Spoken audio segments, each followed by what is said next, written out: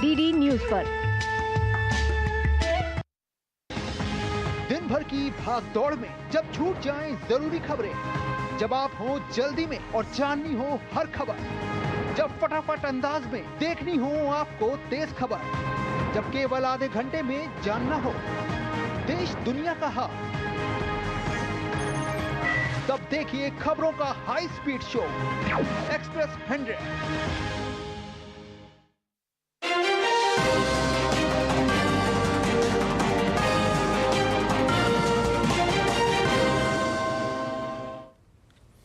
नमस्कार, DD news पर आप देखना शुरू कर चुके हैं समाचारों का बुलेटिन। मैं हूं लाल चंद्र सिंह। अगले आधे घंटे में देखेंगे देश और दुनिया की तमाम बड़ी खबरें, लेकिन सबसे पहले इस समय की हेडलाइंस।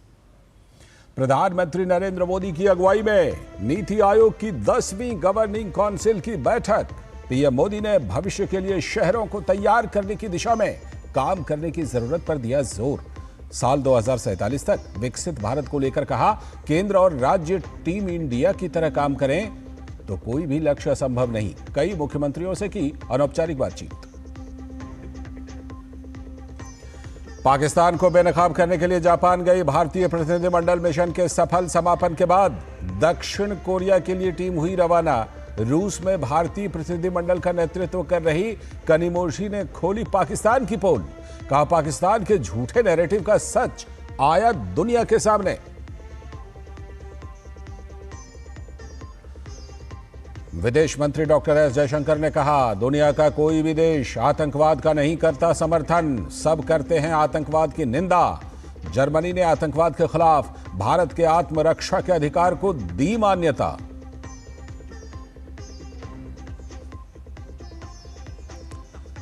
दक्षिण पश्चिम मॉनसून ने तय समय से 8 दिन पहले ही दे दी दस्तक। 16 साल बाद समय से 8 दिन पहले पहुंचा केरल। लक्षद्वीप क्षेत्र, माहे और तमिलनाडु सहित कर्नाटक, आंध्र प्रदेश और महाराष्ट्र के कई हिस्सों में बरसा मॉनसून। और इंग्लैंड दौरे के लिए 18 सदस्यीय भारतीय टीम का ऐलान। शुभमन गिल बने टेस्ट टीम के कप्तान। ऋषभ पंत होंगे उप कप्तान। लंबे समय बाद करुण नायर की हुई टीम इंडिया में वापसी।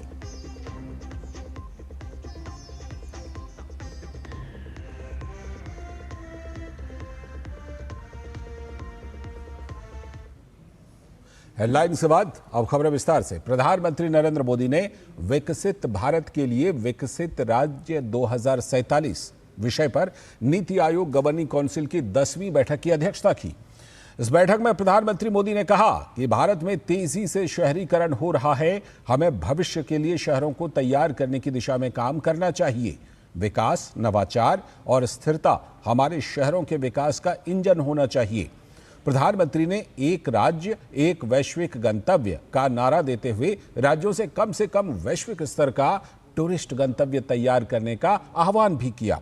प्रधानमंत्री ने कहा कि एक राज्य एक वैश्विक गंतव्य के तहत राज्यों को वैश्विक मानकों के अनुरूप तथा सभी सुविधाएं और बुनियादी ढांचा प्रदान करके प्रत्येक राज्य में कम से कम एक पर्यटन स्थल विकसित करना चाहिए। प्रधानमंत्री का मानना है कि इससे पड़ोसी शहरों का भी पर्यटन स्थल के रूप में विकास होगा। साथ ही प्रधानमंत्री ने कहा कि विकसित भारत हर भारतीय का लक्ष्य है। जब हर राज्य विकसित होगा तो भारत विकसित होगा। यह 140 करोड़ नागरिकों की आकांक्षा है। प्रधानमंत्री ने कहा कि हमें विकास की गति बढ़ानी होगी। अगर केंद्र और सभी राज्य एक साथ आएं और टीम इंडिया की तरह मिलकर काम करें तो कोई भी लक्ष्य असंभव नहीं है। उन्होंने कहा कि हमें एक लक्ष्य पर ध्यान केंद्रित करना चाहिए, 2047 तक विकसित भारत बनाना। हमारा लक्ष्य होना चाहिए कि हर राज्य विकसित हो, हर शहर विकसित हो, हर नगर पालिका विकसित हो और हर गांव विकसित हो। अगर हम इस दिशा में काम करेंगे तो हमें विकसित भारत बनने के लिए 2047 तक का भी इंतजार नहीं करना पड़ेगा। प्रधानमंत्री ने कार्यबल में महिलाओं की भूमिका बढ़ाने के मुद्दे पर भी बात की। उन्होंने कहा कि हमें अपने कार्यबल में महिलाओं को शामिल करने की दिशा में काम करना चाहिए। हमें ऐसे कानून और नीतियां बनानी चाहिए जिससे उन्हें कार्यबल में सम्मानपूर्वक शामिल किया जा सके।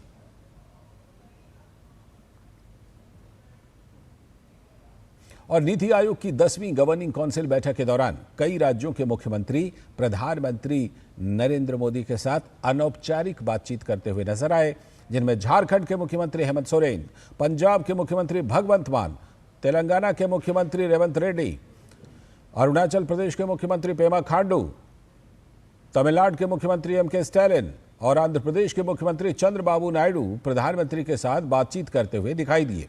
इनके अलावा देश के कई राज्यों के मुख्यमंत्री इस बैठक में हिस्सा ले रहे हैं। इस बैठक का विषय विकसित राज्य से विकसित भारत एट 2047 रखा गया है। प्रधानमंत्री इस बैठक की अध्यक्षता कर रहे हैं।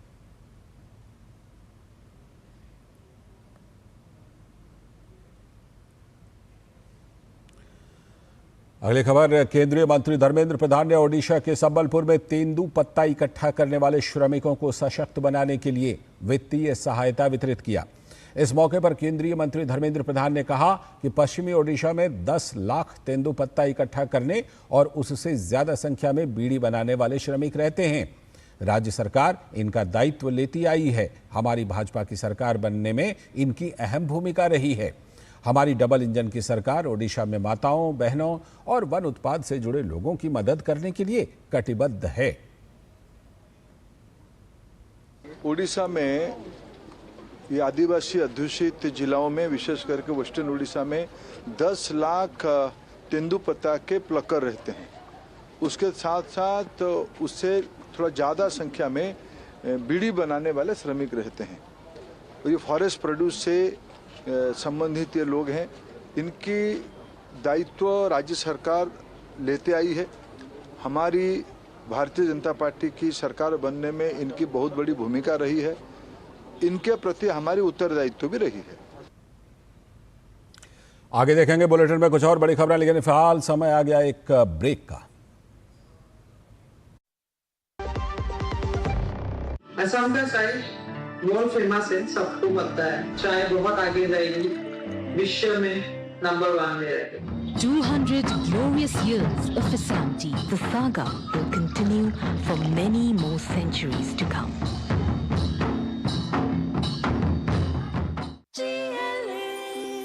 जो लक्ष्य चुना था समझ आने लगा है। GLA यूनिवर्सिटी, उच्च लक्ष्य की निश्चित प्राप्ति। स्वागत है ब्रेक के बाद। आगे की बड़ी खबरों में डीएम के सांसद कनिमोझी के नेतृत्व में रूस पहुंचे भारतीय प्रतिनिधिमंडल ने रूस में राजनेताओं, रशियन फेडरेशन काउंसिल सहित गणमान्य लोगों के बीच आतंकवाद के खिलाफ भारत का पक्ष और पाकिस्तान पर की गई कार्रवाई के विषय पर जानकारी दी। उन्होंने कहा कि भारत एक शांति प्रिय देश है, लेकिन अगर कोई हमें छेड़ेगा तो हम उसे छोड़ेंगे नहीं। भारत की सुरक्षा के साथ कोई खिलवाड़ करने का दुस्साहस करेगा तो हम उसे मुंहतोड़ जवाब देंगे। हमने पहले भी दिया है और निश्चित तौर पर आगे भी देंगे। साथ ही उन्होंने कहा कि दुनिया में जो पाकिस्तान ने भारत के खिलाफ झूठा नैरेटिव फैलाया है, उसकी सच्चाई अब सबके सामने आ गई है। हम पूरी दुनिया को ये संदेश देने आए हैं कि भारत आतंकवाद को किसी भी कीमत पर बर्दाश्त नहीं कर सकता है। इसके बावजूद पाकिस्तान की तरफ से लगातार नए नैरेटिव स्थापित किए जा रहे हैं। वो नया प्रोपेगेंडा चला रहा है, लेकिन हम वैश्विक मंच पर उसकी नापाक चेहरे को बेनकाब करने के लिए यहाँ आए हैं। Continued to spread false propaganda. So finally, India had no choice but to respond. But when India responded, we responded responsibly. We made sure that no civilians were affected. The military bases were unharmed. We only targeted hubs where the terrorists were harbored and where they were being trained. And we also passed the message to the military and the government in Pakistan. और कनिमोझी ने बताया कि भारत के पास जवाब देने के अलावा कोई विकल्प नहीं था, लेकिन जब भारत ने जवाब दिया तो हमने जिम्मेदारी से जवाब दिया। हमने सुनिश्चित किया कि कोई भी नागरिक प्रभावित ना हो, सैन्य ठिकानों को भी कोई नुकसान ना पहुंचे। Our exchange of ideas, and it was a very great opportunity to explain the stand of India. I'm sure you're all aware of the recent happenings in India. On April 22nd, 26 tourists in Kashmir were shot dead by terrorists who had infiltrated into Indian territory, terrorists from Pakistan, and they shot 26 people dead in front of their families, in front of the children. और इससे पहले रूस पहुंचे भारत के सर्वदलीय प्रतिनिधिमंडल ने Moscow स्थित भारतीय दूतावास में महात्मा गांधी की प्रतिमा पर पुष्पांजलि अर्पित की।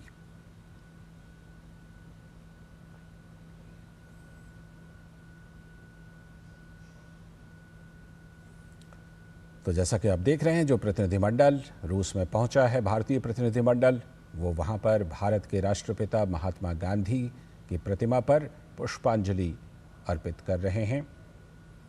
डीएमके की सांसद कनिमोझी के नेतृत्व में यह प्रतिनिधिमंडल वहां पर गया है भारत की बात को रखने के लिए, भारत के रुख को रखने के लिए।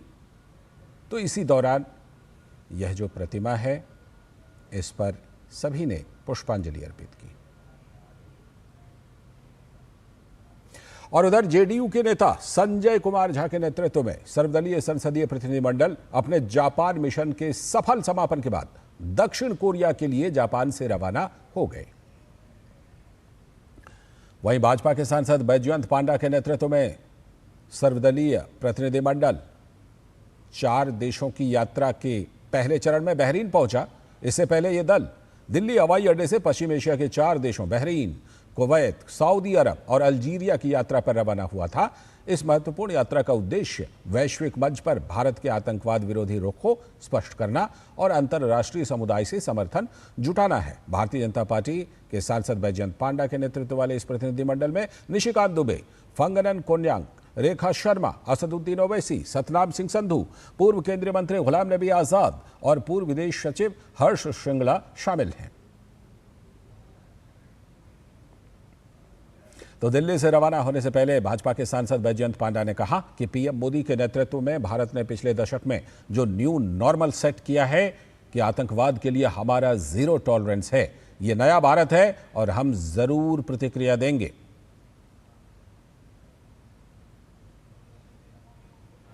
आदरणीय मोदी जी के नेतृत्व में भारत ने जो न्यू नॉर्मल सेट किया है पिछले दशक में, यह है कि आतंकवाद के लिए हमारा ज़ीरो टॉलरेंस है। ये नया भारत है, ये ज़रूर हम रेस्पॉन्स देंगे और जो कोई ऐसा हमला करने के लिए सोच रहे हैं उनको सोचना पड़ेगा कि वो बहुत महंगा पड़ेगा उनको, और ये हम करके दिखाए हैं। भारत ने करके दिखाया है ऑपरेशन सिंदूर के ज़रिए। और आदरणीय प्रधानमंत्री जी ने जिस तरह के रिलेशनशिप्स बनाए हैं पूरे दुनिया भर, उसका भी हमें बहुत फ़ायदा मिल रहा है। एक के बाद एक विभिन्न देशों ने हमारे समर्थन कर रहे हैं, भारत के पक्ष में बोल रहे हैं। ये मैसेज लेकिन कंटिन्यूअसली लेना है, और जो विभिन्न ग्रुप्स अभी जा रहे हैं विभिन्न देशों पर, इनका यही मैसेज रहेगा। और पाकिस्तान को बेनकाब करने के लिए भारत कई देशों में अपने प्रतिनिधिमंडल भेज रहा है। और इसी कड़ी में आज कांग्रेस के सांसद शशि थरूर के नेतृत्व वाले सर्वदलीय प्रतिनिधिमंडल भी 5 देशों के लिए रवाना हुआ। यह दल सबसे पहले गुयाना जाएगा। इसके बाद यह दल पनामा, कोलंबिया, ब्राजील और अमेरिका का दौरा करेगा। इस सर्वदलीय प्रतिनिधिमंडल में सरफराज अहमद, तेजस्वी सूर्या, जीएम हरीश बालयोगी, शशांक मणि त्रिपाठी, भुवनेश्वर कालिता, मिलिंद देवड़ा और राजदूत तरनजीत सिंह संधू शामिल हैं। 5 देशों की यात्रा पर रवाना होने से पहले कांग्रेस के सांसद शशि थरूर ने कहा कि आतंकवाद से देश चुप नहीं रहेगा। साथ ही उन्होंने कहा कि हमने जो आतंक का दंश सहा है उसे दुनिया को बताएंगे। सरकार ने तो उनकी पोजीशन काफ़ी स्पष्ट किए हैं। हमारे स्पोक्समैन मिनिस्ट्री के और हमारे फॉरेन सेक्रेटरी साहब भी सीधे लोगों को बताएं कैसे हुआ और क्या हुआ। तो मेरे ख्याल में यही खबर है, हमारे तरफ से यही संदेश होगा। लेकिन हम वहाँ जा रहे हैं लोगों को समझाने के लिए कि हमारा अनुभव क्या था और हमने जो किया क्यों किया, और भविष्य में हमारी एटीट्यूड क्यों ऐसे होंगे। तो ये मेरे ख्याल में अलग बात है। ये तर्क करने के लिए हम नहीं जा रहे हैं, हम समझाने के लिए जा रहे हैं। जो भी हमने सह लिया कुछ सालों से, इसके बारे में बोलने के लिए। और अब आगे की बड़ी खबरों में, बैंक धोखाधड़ी मामले में वांछित आरोपी अंगद सिंह चंदोक को सीबीआई अमेरिका से भारत लेकर आई है। सीबीआई ने 24 जुलाई 2014 को बैंक धोखाधड़ी का मामला दर्ज किया था। आरोप है कि अंगद सिंह चंदोक और उसके परिवार के सदस्यों ने धोखाधड़ी करके यूनियन बैंक ऑफ इंडिया को भारी वित्तीय नुकसान पहुंचाया। इसके बाद वो अपने परिवार के साथ 2016 में भारत छोड़कर विदेश चला गया ताकि कानूनी कार्रवाई से बच सके। अंगद और उसके परिवार को भगोड़ा घोषित कर उनके खिलाफ गिरफ्तारी के आदेश जारी किए गए थे। सीबीआई ने इंटरपोल के माध्यम से 22 मार्च 2017 को अंगद के खिलाफ रेड कॉर्नर नोटिस जारी किया था। अमेरिका से भारत पहुंचने पर सीबीआई ने अंगद सिंह को 23 मई 2025 को दिल्ली के IGI एयरपोर्ट से गिरफ्तार किया। कोर्ट में पेशी के बाद अंगद सिंह को न्यायिक हिरासत में भेज दिया गया है। अब सीबीआई परिवार के अन्य सदस्यों के प्रत्यर्पण की भी कोशिश में जुट गई है।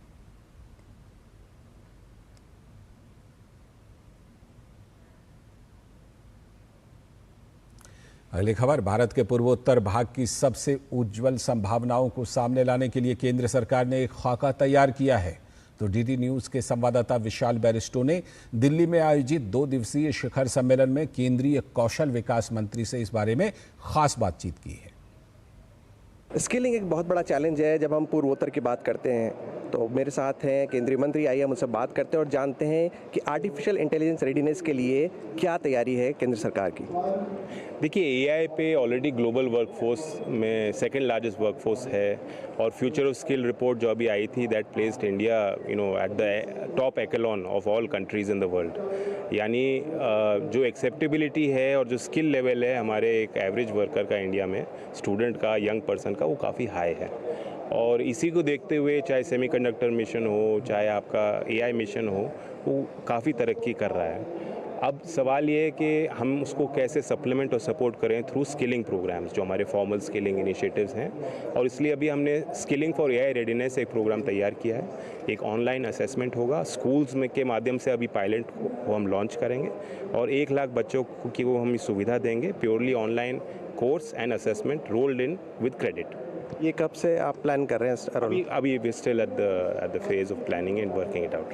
अभी आपने एक बात बोली कि 50% एजुकेशन और 50% अप्रेंटिसशिप, तो उसका किस तरह से आप प्लान कर रहे हैं? जो राष्ट्रीय शिक्षा नीति 2020 है वो हमें ये प्रावधान करती है और हमें ये ताकत देती है और हमें कहती है कि हम अब जो आँखों पे पट्टी बांध के जो एक है ना, पहला जो पुराना एक शिक्षा पद्धति थी उसको बदलें।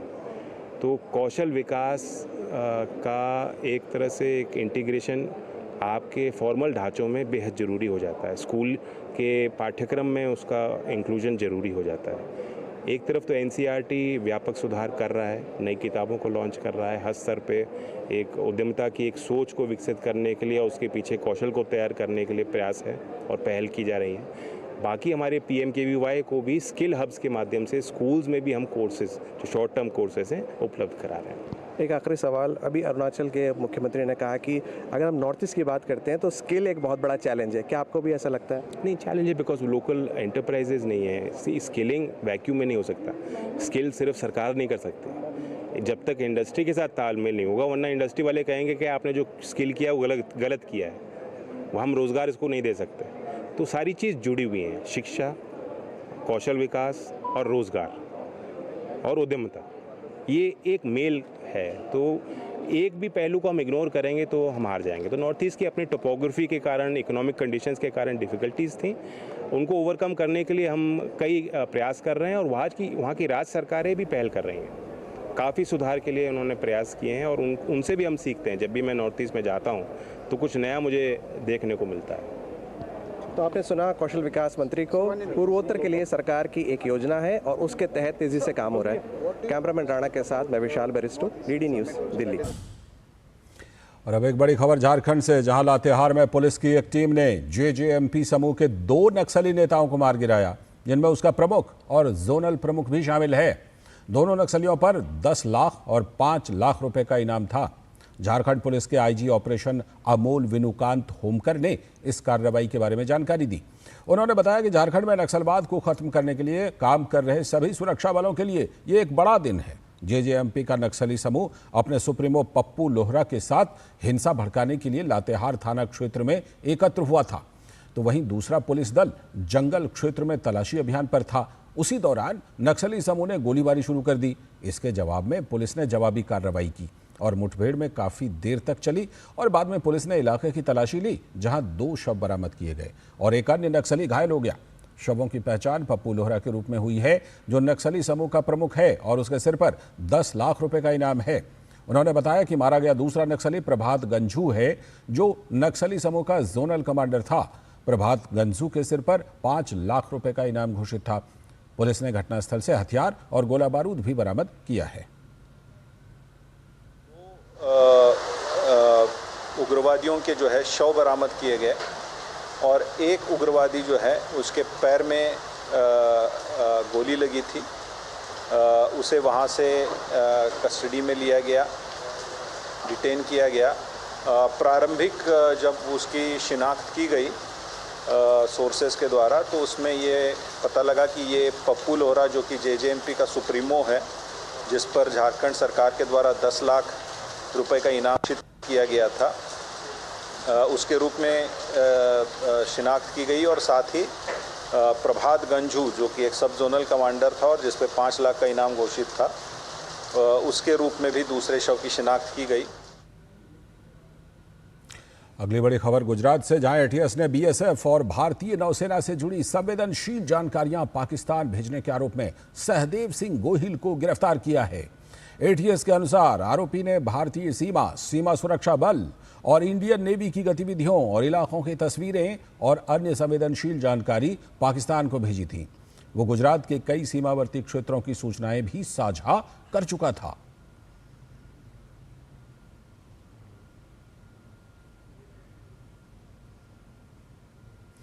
बात मौसम की। दक्षिण पश्चिमी मानसून ने 24 मई को भारत में जोरदार और समय से पहले ही दस्तक दे दी है।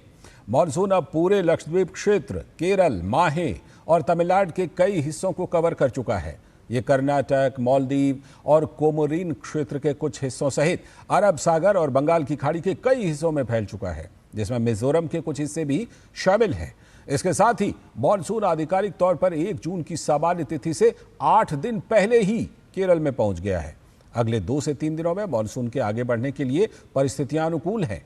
इसके मध्य अरब सागर, गोवा, महाराष्ट्र और आंध्र प्रदेश के कुछ हिस्सों, कर्नाटक, तमिलनाडु, पश्चिम बंगाल की खाड़ी और यहां तक कि उप हिमालयी पश्चिम बंगाल और सिक्किम के कुछ इलाकों में आगे बढ़ने की संभावना है। इस बार मानसून अपने तय समय से करीब 1 हफ्ते पहले ही पहुंच गया है। इस साल केरल में मानसून का आगमन पिछले 16 वर्षों में सबसे जल्दी हुआ है। केरल में मानसून सामान्यतः 1 जून तक आता है। आखिरी बार केरल में सबसे पहले 2001 और 2009 में मानसून इतनी जल्दी पहुंचा था। तब मानसून 23 मई को ही केरल में आ गया था। इस बीच मौसम विभाग ने देश के कई राज्यों में बारिश का अलर्ट जारी किया है। मौसम विभाग के अनुसार कई राज्यों में अगले कुछ दिनों तक भारी से लेकर बहुत भारी बारिश की संभावना है। आज कोंकण और गोवा, मध्य महाराष्ट्र, तटीय कर्नाटक और दक्षिणी आंतरिक कर्नाटक के साथ साथ केरल के कई स्थानों पर अत्यधिक भारी बारिश होने की संभावना है। मौसम विभाग ने देश के 3 राज्यों में रेड अलर्ट जारी कर दिया है। खराब मौसम की चेतावनी के साथ कर्नाटक के उत्तर कन्नड़, उडुपी, दक्षिणी कन्नड़, कोडागु, शिवमोगा और चिकमंगलूर जिलों में भारी बारिश के लिए रेड अलर्ट जारी किया गया है। तो केरल के कई जिलों में 27 मई तक भारी से लेकर बहुत भारी बारिश का रेड अलर्ट जारी कर दिया गया है। उधर गोवा में भी 25 मई तक भारी बारिश की चेतावनी के साथ रेड अलर्ट घोषित किया गया है। ही नहीं, कुछ बाकी हिस्से भी साथ में कवर कर लिए। केरला साथ में, कर्नाटका के हिस्से भी कुछ कवर हो गए, तमिलनाडु के भी हिस्से कुछ कवर हो गए।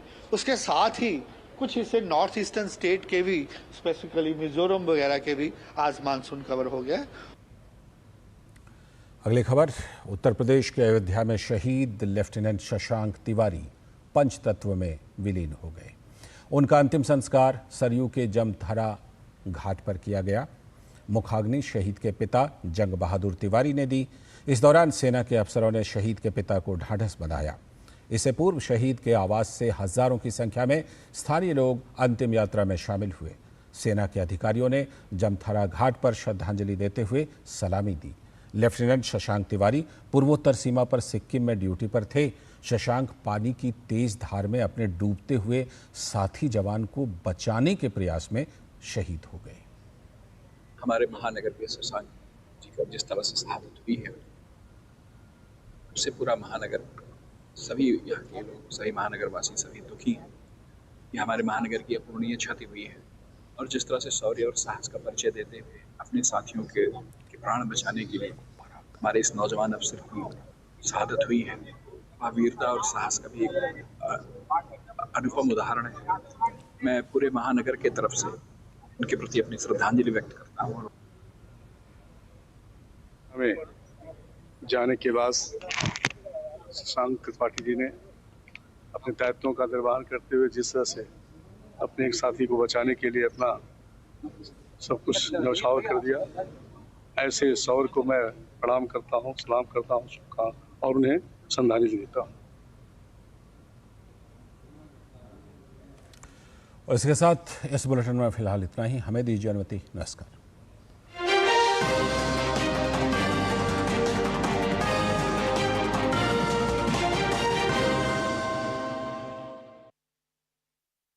मन की बात है जन जन की, संघर्षों के कुछ किस्से, कहानी कुछ सफलताओं की, अनकही विरासत की, उम्मीदें नए भारत की। महीने के आखिरी रविवार का रहता है इंतजार। ब्रह्मपुत्र के घाट से हिमालय के विस्तार तक होती है मन की बात प्रधानमंत्री के साथ। तो सुनिए इस महीने 25 मई सुबह 11 बजे